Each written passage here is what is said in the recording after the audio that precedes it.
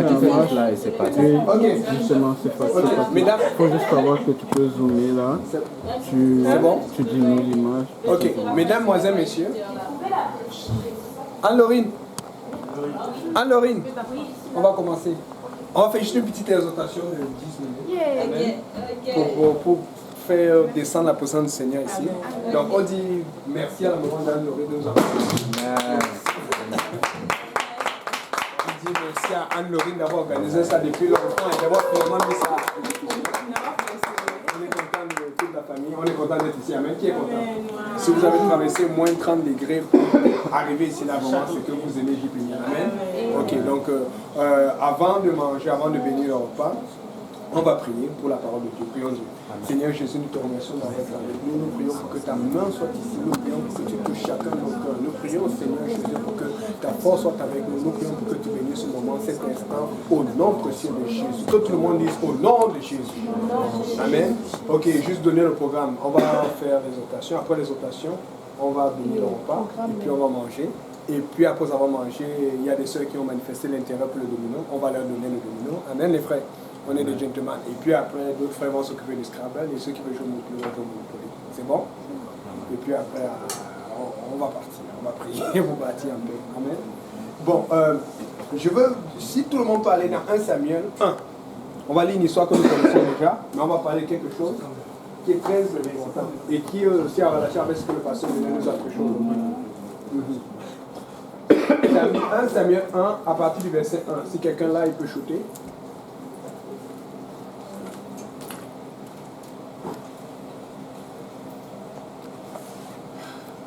Et il y avait... Oui, vas-y. 1 Samuel 1 à partir du verset 1. C'est bon? Et il y avait un homme de Ramathaïm, Tchoïm, de la montagne d'Éphraïm, et son nom était Elkana, fils de Jérokam, fils d'Elihu, fils de Tchoï, fils de Tchou, fils d'Éphatien. Et il avait 2 femmes. Le nom de l'une était Anne, et le nom de l'autre, second était Pénina. Et Pénina avait des enfants, mais Anne n'avait pas d'enfants. Et cet homme montait chaque année de sa ville pour adorer l'Éternel des armées et lui sacrifier à Silo. Et là étaient les 2 fils d'Élie, Ophir et Phinéas, sacrificateurs de l'Éternel. Et il arriva que le jour où Elkana sacrifia, il donna des portions à Pénina, sa femme, et à chacun de ses fils et de ses filles. Mais Anne, il donna une portion double, car il aimait Anne, mais l'Éternel avait fermé sa matrice. Je lis à la dernière. Je lis la dernière. Je continue. Continue. Ok. Longue lecture. Et son ennemi la chagrinait aigrement, afin de pousser à l'irritation, parce que l'Éternel avait fermé sa matrice. Et Elkana faisait ainsi d'année en année. Chaque fois qu'elle montait à la maison de l'Éternel, Pénina la chagrinait ainsi, et elle pleurait et ne mangeait pas. Et Elkana, son mari, lui dit: Anne, pourquoi pleures-tu? Et pourquoi ne manges-tu pas? Et pourquoi ton cœur est-il chagrin? Est-ce que je vaux pas mieux que tout, que pour toi ces 10 fils? Et Anne se leva, et après qu'on eut malgré à Silo, et après qu'on eut bu, et Élie, le sacrificateur, était assis sur le siège près de l'un des poteaux du temple de l'Éternel.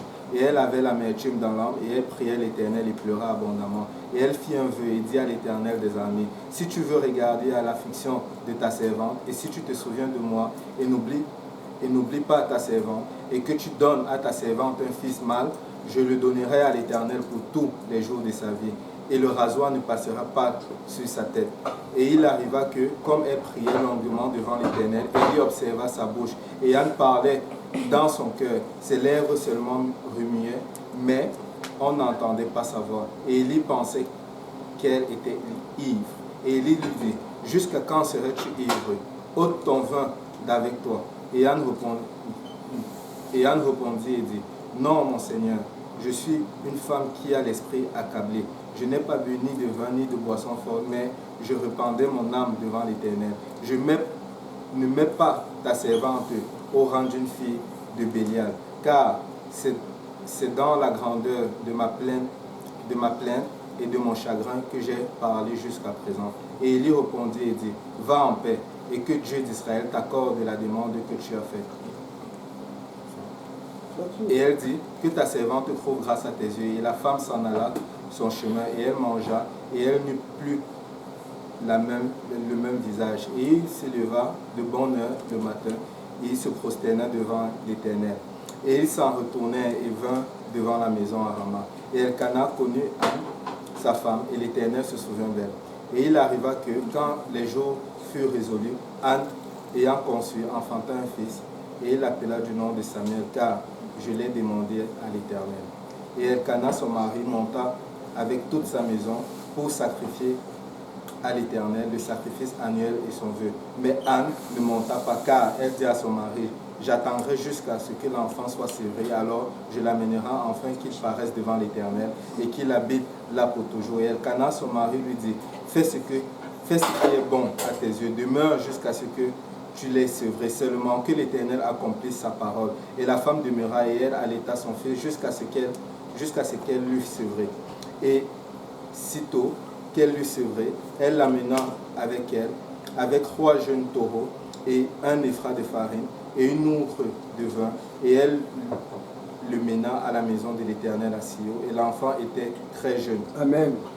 Regarde ton voisin, tu dis l'enfant était encore très jeune. Et l'enfant était encore très jeune. Donc ce n'était pas un bébé. Il n'a pas pris un bébé pour aller mettre dans le temple. Amen. Elle a amené un enfant, donc sûrement il devait avoir entre 6 et 7 ans. Il était un enfant. Amen. Maintenant, on va regarder les bonnes choses du côté de Elkana, parce que tout le temps, on entend parler de Anne, la mère de Samuel. Mais est-ce qu'on a parlé de son papa? Amen. Il faut aussi qu'on pense aux hommes. Amen. Maintenant, ce qui se passe avec son papa, parce que quand tu lis le début, on dit que c'est quelqu'un qui allait chaque année pour se prosterner devant l'Éternel. Donc, c'est quelqu'un qui était fidèle à Dieu. Amen.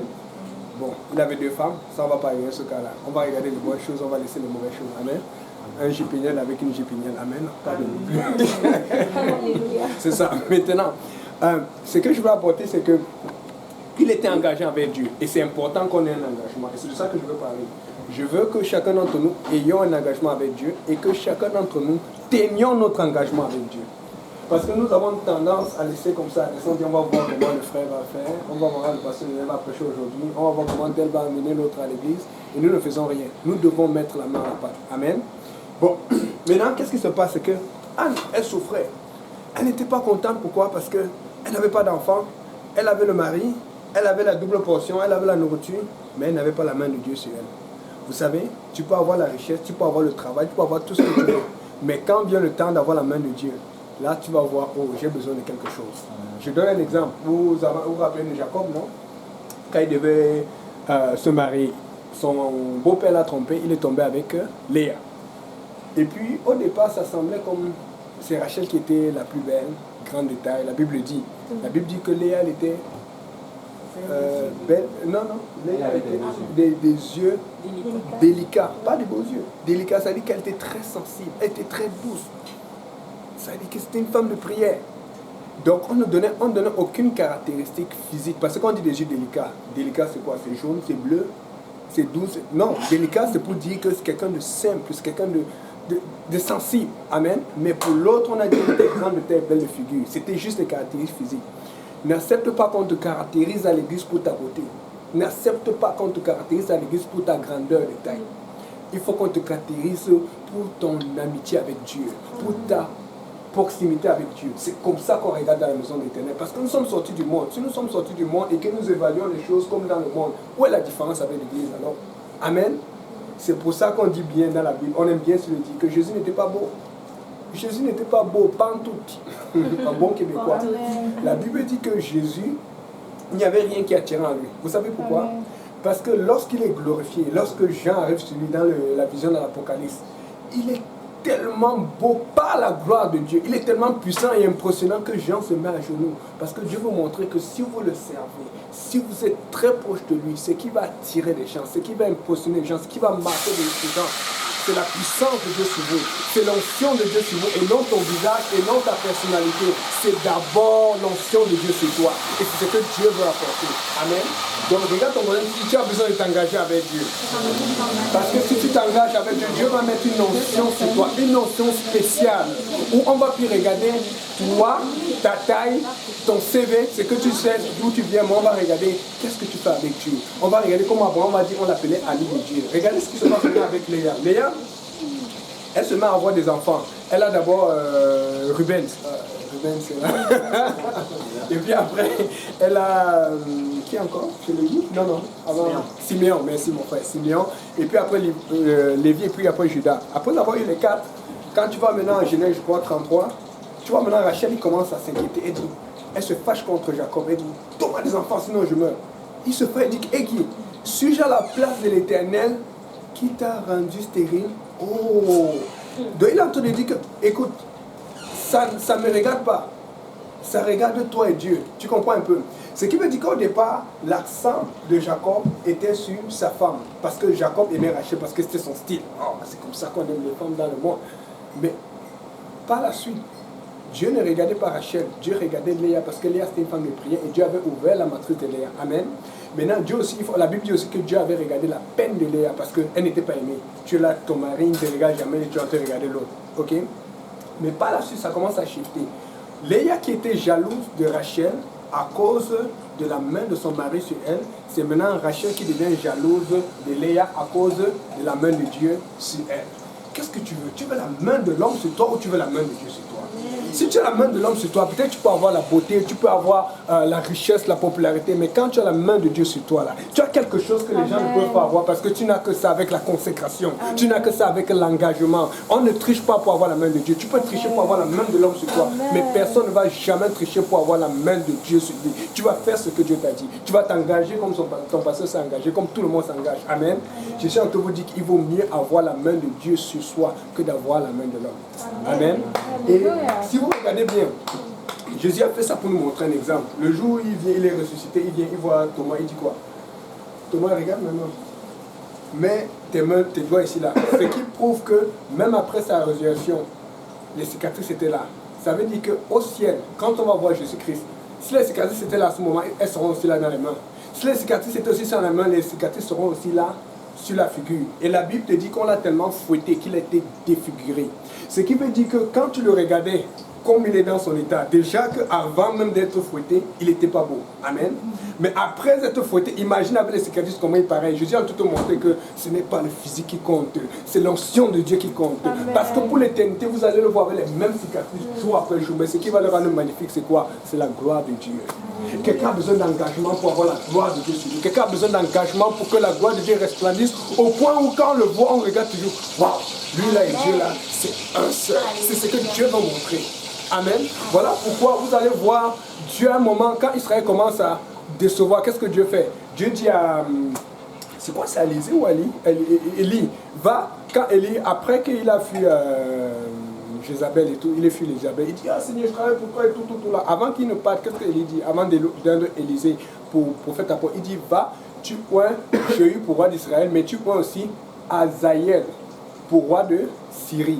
C'est-à-dire que Dieu était déjà commençant à te donner certaine autorité au roi païen parce qu'Israël est en train de retrograder. Ce qui veut dire que si Dieu a dit qu'il va travailler avec toi, mais que tu ne veux pas, Dieu va commencer à regarder les autres à côté de toi.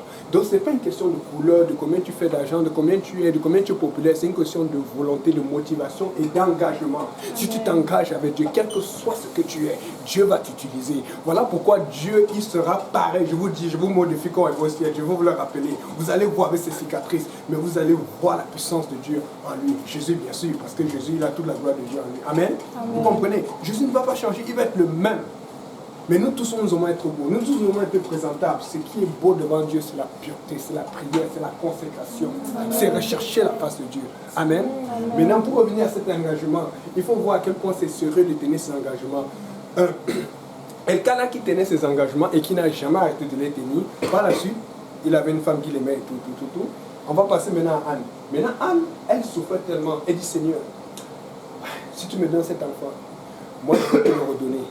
Elle a pris un engagement. Seigneur, il y a quelque chose que j'aimerais, mais je n'arrive pas à la voir. Alors ce que je vais faire, c'est que si tu me le donnes, je vais te le redonner. Vous savez, des fois, vous êtes en train de demander quelque chose à Dieu. Ça peut être de l'argent, ça peut être un travail, ça peut être une situation familiale, ça peut être un mari, ça peut être n'importe quoi. Mais engage-toi, je vous mets au défi. Tu dis, Seigneur, si tu me donnes cela, je vais te le redonner. Et quand on dit, Seigneur, si tu me donnes, je vais te le redonner, c'est vraiment dans le cœur. Vous savez pourquoi? Parce que lorsqu'elle tente de faire la prière, pendant qu'Élie pensait qu'elle était Saoul, Dieu savait ce qui était dans son cœur parce qu'elle tente de mâcher à peine les mots. Peut-être qu'elle parlait en langue.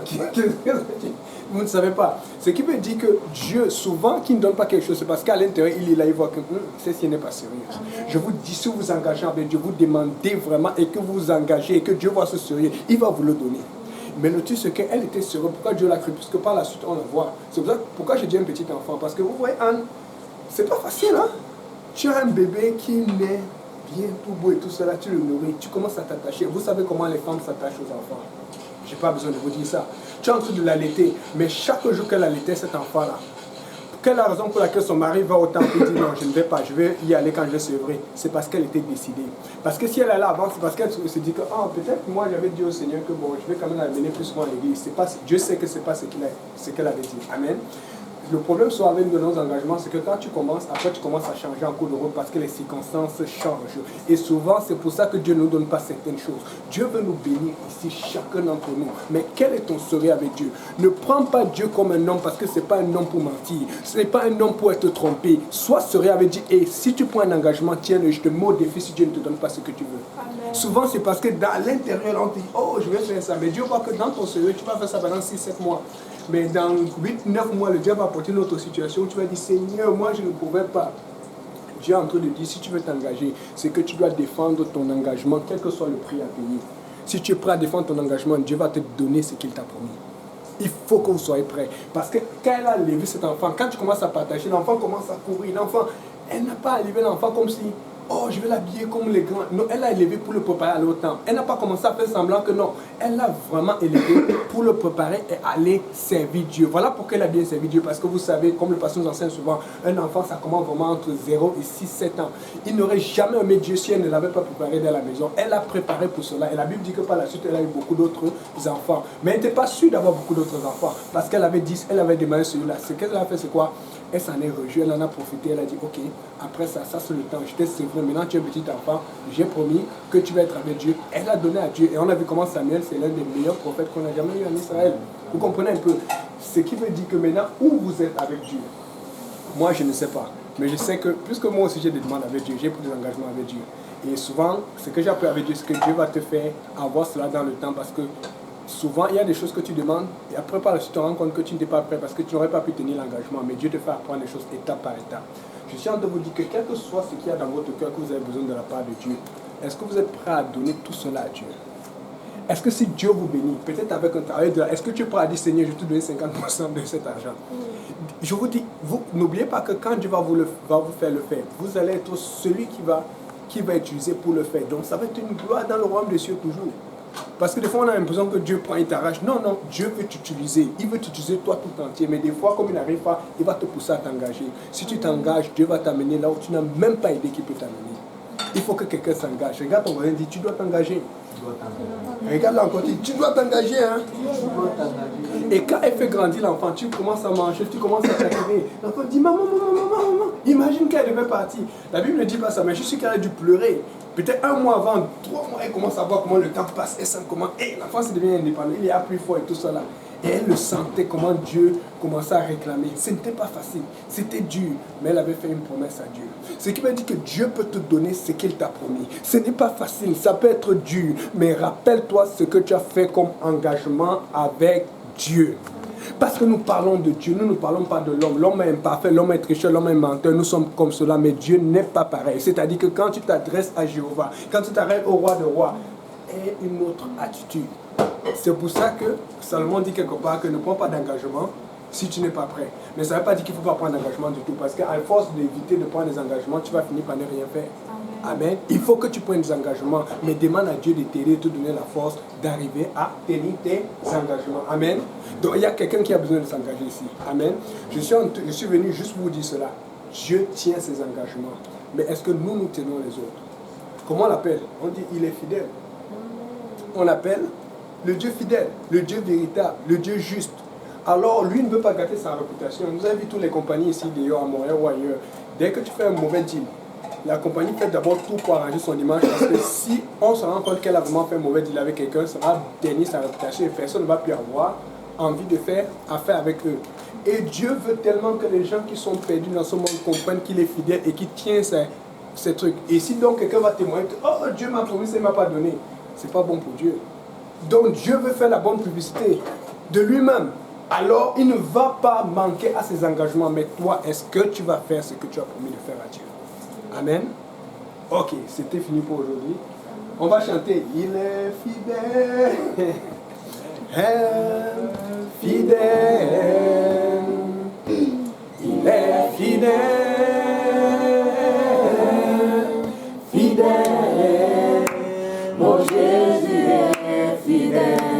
Oh, mon Jésus est fidèle. Mon Jésus est fidèle. Mon Jésus est fidèle. Il est fidèle. Fidèle. Il est fidèle. Fidèle. Mon Jésus est fidèle. Mon Jésus est fidèle. Mon Jésus est fidèle. Mon Jésus est fidèle. Frère Pierre, tu peux bénir le repas et puis on va pouvoir. Je sais qu'il y a des gens qui ont faim là. Prions tous ensemble. Merci Père éternel pour cette parole, Seigneur Jésus. Aide-nous, Papa, à renouveler nos engagements avec toi, Papa. Seigneur Jésus, merci Père éternel pour cette parole, Papa, qui est apportée. Qu'elle porte, Papa, du bon fruit dans nos vies, Seigneur. Bénis, Papa, ce repas. Bénis, Seigneur Jésus, Papa, tous ceux qui ont préparé. Bénis, Papa, Anne-Laurine ainsi que sa maman et toute sa famille, Papa, qui nous accueille ici. Que ta grâce, ta paix et ta justice, Papa, dans le Saint-Esprit demeurent dans cette maison, Père éternel. Aide-nous à prendre ce repas avec action de grâce et simplicité de cœur, Papa. Sois, Papa, durant, Papa, tout le restant de la soirée avec nous. Sois au milieu de nos conversations et que ton nom soit glorifié. C'est avec action de grâce nous avons ainsi prié. Au nom de Jésus. Amen.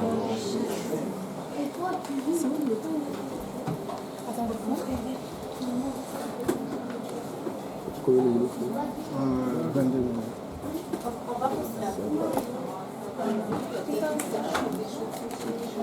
C'est non? Il